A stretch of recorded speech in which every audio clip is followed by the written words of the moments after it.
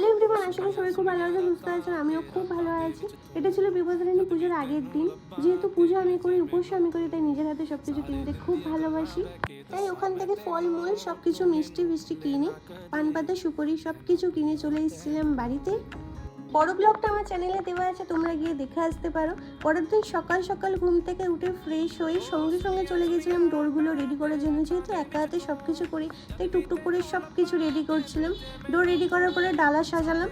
ডালা সাজিয়ে তারপরে আমি চলে গেছিলাম আলতা পরার জন্য। আলতা আমি সচরাচর খুব একটা পরা এখনও হয় না, কিন্তু পুজোর দিনগুলো পড়তে আমি খুব ভালোবাসি। এমনিতেই শাঁখা সিঁদুর আলতা পরতে খুব ভালোবাসি। তারপর লম্বা একটা লাইন দিয়ে চলে গেছিলাম পুজো দিতে। পুজো খুব ভালো করে দেওয়ার পরে চলে এসেছিলাম লস্যি খাওয়ার জন্য।